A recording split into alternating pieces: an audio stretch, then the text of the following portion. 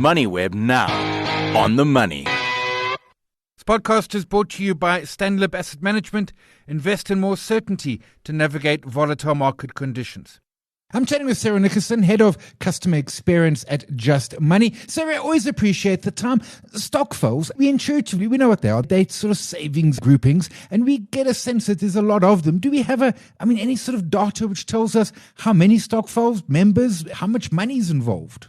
You are spot on. So stokvels, they operate on the principle of a collective benefit, and members do contribute regularly. So they definitely are not on the fringes of society. There's about 800,000 of these community-based deposit-taking clubs that are nationwide. Wow. Yeah, and they have assets about 50 million that exist, and there's more than 11 million South Africans that actually take part in at least one stokvel.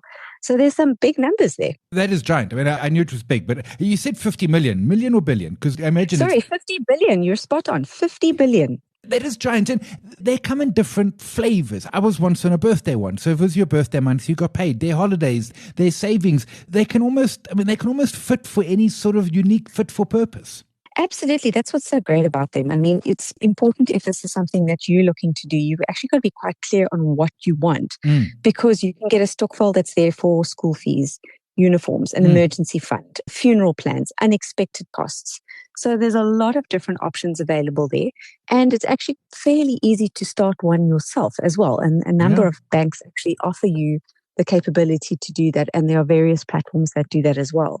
So it is a great way in which to save money. And it is, as we can see with those numbers, it is definitely something that one can explore, especially considering the savings culture that we have in South Africa and the fact that people struggle to save. Yeah, absolutely. I want to come to processes, bank accounts and the like. Before we do, imagine not all are created equal. What separates a good from a less good? What are perhaps red flags if you're looking to join rather than perhaps set one up that listeners should worry about? I'm so glad you asked. There's a number of things that you need to be aware of. One is, first, if this is something you're looking at, just be super clear on what you need it for, because there's so many options out there. So one of the things you'll see with stokvels, a lot of them are established through friends, family, community networks.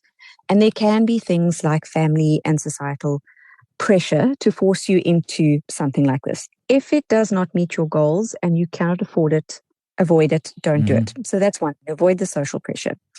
Two, you want to double check for good governance. So a well-run stokvel, it should have some form of constitution or rules that you can access. There needs to be defined leadership. You need to know that there is a chairperson, a treasurer, and there must be proper record keeping. You need to be able to see what is happening with your money, and you want to see regular reporting.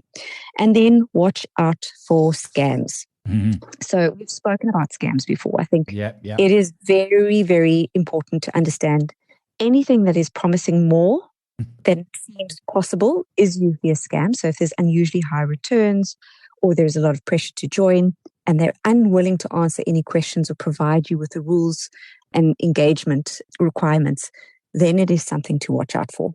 I was on a birthday one once, and so we had 12 people, each with a different birthday month. And all that happened is in your birthday, everyone gave you their money. So there wasn't even a return per se. It was just, it was 100 Rand out every month, and then your birthday, 1,200 in. I like the idea about bank accounts. Back in the day, and we're going way back in the day, I don't know, probably 20 years ago, it was probably quite difficult. But as I understand, you mentioned banks are coming to the party. You even mentioned sort of platforms and apps that are helping with this whole process. They are. So what's quite interesting is that there is 7.3 million South African adults remain unbanked. Oh, wow. So what that means is that a lot of the banks are actually competing for that market. And because stokvels are quite popular, they then offer that as a service that you can take. And I've seen it with Standard Bank, ABSA and FNB. And they'll offer you a decent interest rate that you can access. You can create one through them.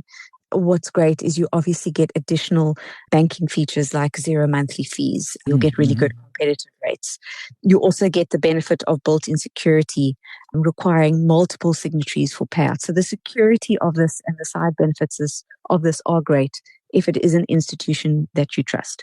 Of course, there is the realization that about half of that 7 million actually don't necessarily trust the banks, and they save cash. So yeah, it is, again, it's up to you.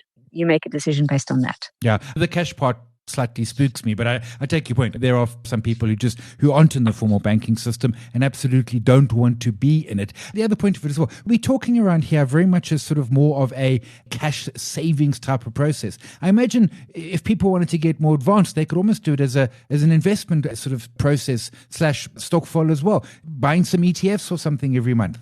Yes, definitely. There are actually a couple of stokvels that are based on investment and actually helping you with that. So, yeah, you've got to look what is available. Do some research. There are quite a few that are available within South Africa, and you can certainly find something that meets your needs at a rate that you can actually afford. And it is a good way to use the collective of the community and additional funds to get more from what you are putting in. Yeah, and it's that pooling of the knowledge. And if folks are saying, how do you find them? Ask your friends, ask around at work, ask your family at your place of worship. You probably find dozens of them that you weren't aware were happening. We'll leave it there. Sarah Nicholson, Head of Customer Experience, Just Money. Appreciate the time. This podcast is brought to you by Stanlib Asset Management. Invest in more certainty to navigate volatile market conditions.